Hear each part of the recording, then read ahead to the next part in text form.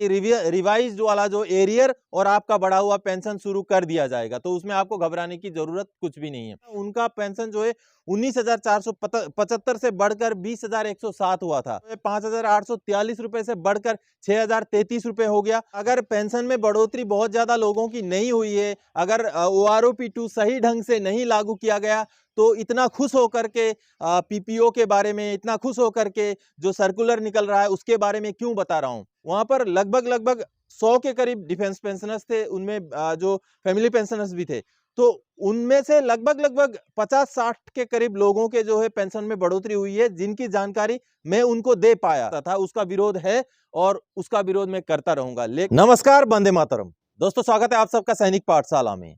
कल मैंने आप सबको दिखाया था दोस्तों कि OROP का रिवाइज्ड कोरिजेंडम पीपीओ जारी होना शुरू हो गया है। कई लोगों को यह मैसेज नहीं आया कि उनका कोरिजेंडम पीपीओ जारी हो रहा है, कई लोगों को आ गया, कई लोगों को पीपीओ मिल भी गया है। तो ऐसे में जिनका भी पीपीओ जारी नहीं होगा, जिनका कोरिजेंडम पीपीओ का मैसेज नहीं आ रहा है, क्या उनको OROP का बढ़ा हुआ पेंशन नहीं मिल रहा है, या तो फिर जो भी लोग स्पर्श में माइग्रेटेड नहीं है या जिनका भी अभी स्पर्श में प्रॉब्लम चल रहा है, जो अपना पीपीओ डाउनलोड नहीं कर पा रहे हैं, उनका रिवीजन कैसे होगा। तो इन सारे सवालों को लेकर के आया हूं दोस्तों इस वीडियो में। और साथ ही साथ कल जो पीपीओ मैंने दिखाया था उसमें कुछ सवाल हुए थे। कुछ लोगों ने ये बोला था कि ऐसा ही पीपीओ तो मुझे 1 साल पहले भी मिल गया था, तो उनका भी जो है जवाब मैं इस वीडियो में लेके आया हूं। तो इससे पहले कि वीडियो में आगे बढ़े, मेरा आप सबसे आग्रह है दोस्तों, सैनिक पाठशाला चैनल के साथ जुड़े रहने के लिए, इसका हिस्सा बने रहने के लिए और डिफेंस पेंशनर और डिफेंस एम्प्लॉयज से रिलेटेड भरोसेमंद खबरों को पाने के लिए चैनल को सब्सक्राइब जरूर करें। तो दोस्तों, जैसे कि मैंने बोला कि उनका रिवीजन कैसे होगा जिनका कोरिजेंडम पीपीओ का कोई मैसेज नहीं आया या जिनका पेमेंट बैंक की तरफ से ही हो रहा है, जिनका स्पर्श में माइग्रेशन अभी तक नहीं हुआ है। तो सबसे पहले दोस्तों, गवर्नमेंट ने जो 20 जनवरी 2023 को लेटर जारी किया था जिसमें टेबल्स जारी हुए थे, उस लेटर का 4.2 नंबर पैरा आप सबको मैं दिखाना चाहता हूं। और साथ ही साथ जो सर्कुलर नंबर 666 जारी हुआ है, उसका भी 8.2 नंबर पैराग्राफ में आप सबको दिखाना चाहता हूं, उसको समझाना चाहता हूं। चलिए उसको समझ लेते हैं। दोस्तों, डिफेंस मिनिस्ट्री का department of ex service and welfare का 20 जनवरी का यही वो लेटर है जिसमें 1 रैंक 1 पेंशन के टेबल जारी हुए थे। अब मैं इसको आप सबको समझाता हूँ 4.2 पैराग्राफ में क्या लिखा हुआ है, ऐसी बात जिससे आप निश्चिंत हो सकते हैं कि जिनका माइग्रेशन नहीं हुआ है या कोरिजेंडम पीपीओ नहीं मिल रहा है उनको भी बढ़ा हुआ पेंशन मिल जाएगा। अब 4.1 में तो कोरिजेंडम पीपीओ किनका जारी होगा उसके बारे में लिखा हुआ है, तो कोरिजेंडम पीपीओ अभी लोगों को मिलना शुरू हो गया है। अब 4.2 के बारे में मैं बताता हूँ दोस्तों। 4.2 पैराग्राफ ये, जैसे कि आप सब देख पा रहे हैं, इसमें लिखा हुआ है, in all other cases that is pensioners retired discharge up to 30 June 2014 invalidate out prior to 1 July 2019 and family pensioners, the revision will be implemented based on the pension tables as appended with this order. All pension disbursing agencies यानी कि banks handling disbursement of pension of defense pensioners are hereby authorized to carry out revision of retiring service, special disability, invalid, liberalized disability, war injury pension including disability, war injury element and ordinary special liberalized family pension of all such pre 1 July 2019। ये चीज़ जो है इसमें लिखा हुआ है। अब अगले page में है आगे की बातें, वो अगले पेज में आप सबको दिखाता हूँ दोस्तों। ये देखिए, pensioners, family pensioners drawing pension as on 1 July 2019 in terms of this order with applicable rates of dearness relief without calling for any applications from the pensioners and without any further authorization from the pension sanctioning authority concerned। यानी कि pension sanctioning authority यानी कि PCDA से कोई भी दूसरा guideline की ज़रूरत नहीं है। इसी आदेश के तहत जो है, जो बैंक्स हैं उनका पेंशन को रिवीजन कर सकते हैं, जो कंसर्न डियरनेस अलाउंस है, डियरनेस रिलीफ है, उसके साथ कैलकुलेट करके। आगे मैं सर्कुलर नंबर 666 में दिखाता हूं जो कि 20 जनवरी का है। वही सेम बातें 666 नंबर सर्कुलर के पैराग्राफ नंबर 8.2 में लिखा हुआ है दोस्तों। इसको मैं रिपीट नहीं करूंगा, बिल्कुल वही सेम लाइन लिखा हुआ है। 8.1 में कोरिजेंडम पीपीओ जिनका जारी होगा उसके बारे में है और 8.2 में कि इनका कोरिजेंडम पीपीओ के बगैर ही रिवीजन होगा, उसके बारे में लिखा हुआ है। वही बातें जो मैंने अभी आप सबको बताया, वही चीज़ें इसमें भी लिखा हुआ है। तो इसमें इससे ये चीज़ क्लियर हो जाता है दोस्तों, कोरिजेंडम पीपीओ जिसको लागू है उसको कोरिजेंडम पीपीओ इशू होगा, और जिनको लागू नहीं है, जिनको बगैर कोरिजेंडम पीपीओ के भी रिवीजन हो सकता है, उनका हो जाएगा। जिनका सीपीपीसी से हो रहा है या जिनका कोरिजेंडम पीपीओ जारी नहीं हो सकता, ऐसे बहुत सारे केसेस हैं। तो जिनका माइग्रेशन स्पर्श में नहीं हुआ है, बहुत सारे ऐसे केसेस हैं जिनका रिवाइज्ड पेंशन ओआरओपी 2 के तहत जो बढ़ा हुआ पेंशन है वो बगैर कोरिजेंडम पीपीओ के भी जारी करने के लिए इन आदेशों के तहत सर्कुलर नंबर 666 और गवर्नमेंट का 20 जनवरी 2023 का लेटर के तहत बैंक्स को, सीपीपीसी को आदेश क्लियर कट दे दिया गया है। आपका कंसर्न डियरनेस अलाउंस जो महीने में जितना था वो सारा कैलकुलेट करके आपसे कोई एप्लीकेशन वगैरह का इंतजार ना करते हुए बैंक्स इसको लागू कर सकते हैं, आपको बढ़ा हुआ पेंशन दे सकते हैं दोस्तों। तो दोस्तों आप सब ने अभी देखा कि पैराग्राफ गवर्नमेंट का ऑलरेडी जो लेटर है उसके पैराग्राफ नंबर 4.2 और सर्कुलर नंबर 666 के पैराग्राफ नंबर 8.2 में ये बातें क्लियर मेंशन है कि कोरिजेंडम पीपीओ अगर नहीं भी आपका इशू होगा, जिनका पेमेंट बैंक से हो रहा है उनका पेमेंट जो है बैंक की तरफ से ही रिवाइज वाला जो एरियर और आपका बढ़ा हुआ पेंशन शुरू कर दिया जाएगा। तो उसमें आपको घबराने की जरूरत कुछ भी नहीं है। अब दोस्तों कल जो मैंने पीपीओ आपको दिखाया था, जो कोरिजेंडम पीपीओ जिसमें रिवाइज्ड पेंशन था ओआरओपी 2 के हिसाब से, उसके बारे में कुछ बातें बता देना चाहता हूं, क्योंकि कुछ लोगों ने ये बोला है कि यही पीपीओ मेरे को 6 महीने पहले भी कोरिजेंडम पीपीओ का मैसेज मुझे आ गया था, या इसी तरीके का पीपीओ जो है मुझे 1 साल पहले भी मिल गया था। तो उन सबको मैं बताना चाहता हूं दोस्तों, उसमें अगर आपने आंकड़ा अगर गौर किया होगा तो उसमें आंकड़ा जो जिस पेंशनर का मैंने दिखाया था उनका पेंशन जो है 19,475 से बढ़कर 20,107 हुआ था। तो ये जो 20,107 का आंकड़ा है ये उस टेबल में जारी हुआ है जो 20 जनवरी 2023 को गवर्नमेंट ने टेबल निकाला था। तो इससे ये सिद्ध हो जाता है, प्रमाणित हो जाता है कि जो ये कोरिजेंडम पीपीओ आया है ये इस टेबल के जारी होने के बाद ही आया है। और दूसरी बात, उसमें मैंने एक डिसेबिलिटी एलिमेंट भी दिखाया था, जो डिसेबिलिटी एलिमेंट जो है 5,843 रुपए से बढ़कर 6,033 रुपए हो गया, जो कि आपको मैं अभी दोनों चीजों का टेबल दिखाऊंगा कि कैसे वो को रिलेट होंगी चीजें, कैसे आपस में कनेक्टेड हो जाएंगी बातें। तो जो डिसेबिलिटी एलिमेंट है वो 5,843 रुपए से बढ़ के 6,033 रुपए हो जाता है। तो इन चीजों को दिखाने के लिए आपको मैं टेबल में ले चलता हूं। चलिए उस टेबल को, दोनों चीजों को समझते हैं, डिसेबिलिटी एलिमेंट और सर्विस एलिमेंट का, जो इस पीपीओ के साथ कल जो मैंने दिखाया उस पीपीओ के साथ जिसका संबंध है। चलिए उसको देख लेते हैं दोस्तों। ओआरओपी 2 का ये 7 नंबर टेबल है, जैसे आप देख पा रहे हैं। इसको मैंने थोड़ा जूम करके आपको दिखाया है। आगे अभी मैं आप सबको लेंथ ऑफ सर्विस और रैंक के हिसाब से दिखाना चाहता हूं, जो आंकड़ा कोरिजेंडम पीपीओ में आया था वो कहां से आया था।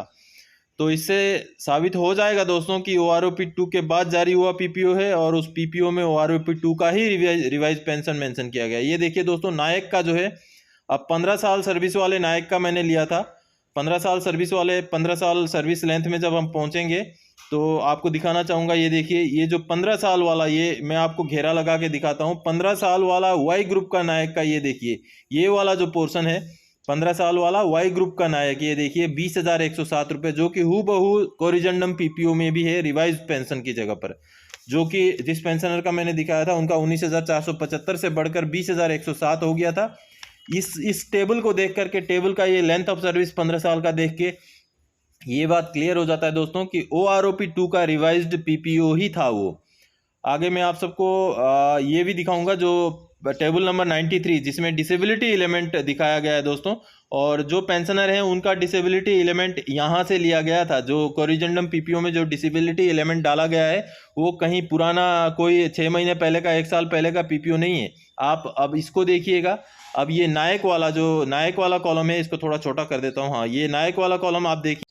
तो नायक का जो डिसेबिलिटी एलिमेंट का 15 साल का लेंथ ऑफ सर्विस में जब हम पहुंचते हैं वाई ग्रुप वाला, तो आपको वो आंकड़ा मिल जाएगा जो कोरिजेंडम पीपीओ में जारी हुआ था। अब देखिए दोस्तों, ये 15 साल सर्विस का नायक वाला, ये देखिए, जिसमें आप देख पा रहे हैं 12,065 रुपये है।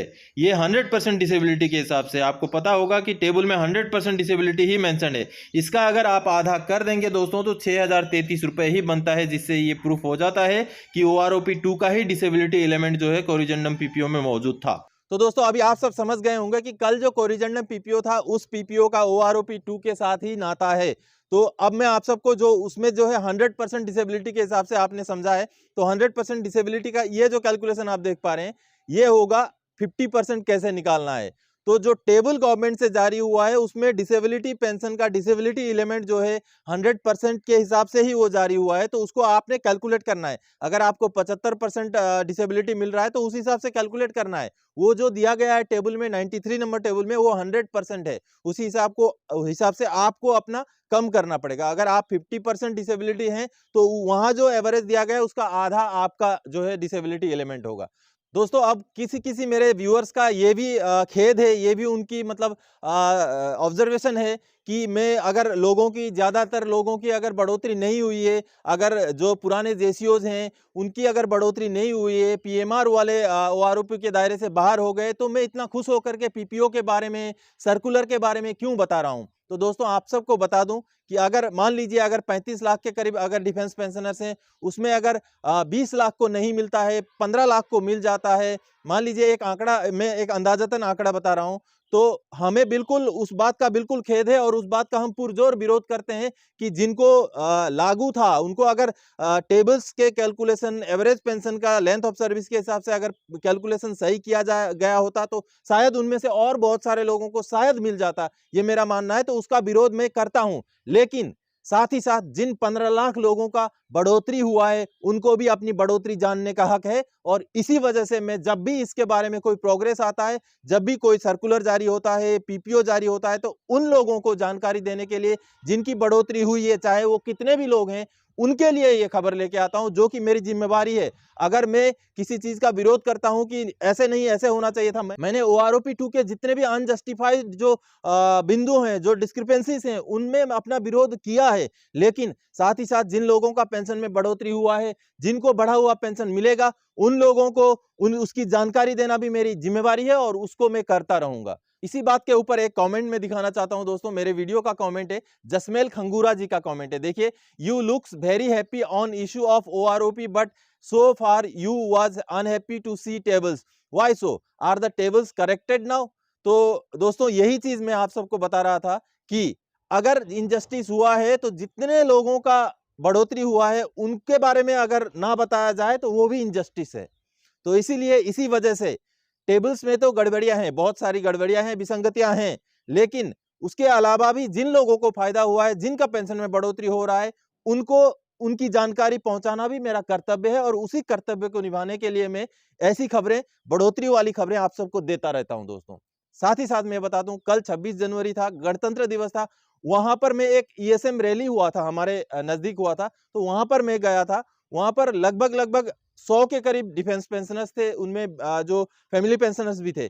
तो उनमें से लगभग 50-60 के करीब लोगों के जो है पेंशन में बढ़ोतरी हुई है, जिनकी जानकारी मैं उनको दे पाया। तो ये मेरे लिए एक अच्छी बात है कि कम से कम जिनको जानकारी चाहिए, जिनकी कम से कम बढ़ोतरी हुई है, उनको वो जानकारी दे पाया मैं।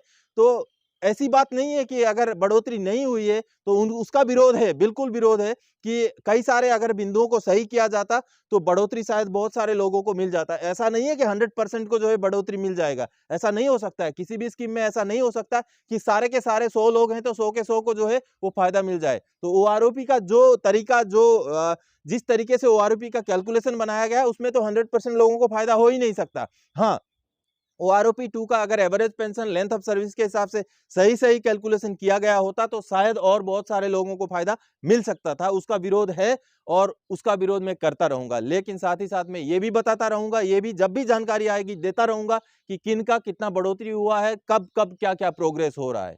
तो दोस्तों इन्हीं बातों को आप सब तक पहुंचाने के लिए इस वीडियो में आया था। आगे और कोई जानकारीदायक आपसे सरोकार रखने वाला विषय लेके मैं फिर से हाजिर हो जाऊंगा। तब तक के लिए जय हिंद दोस्तों।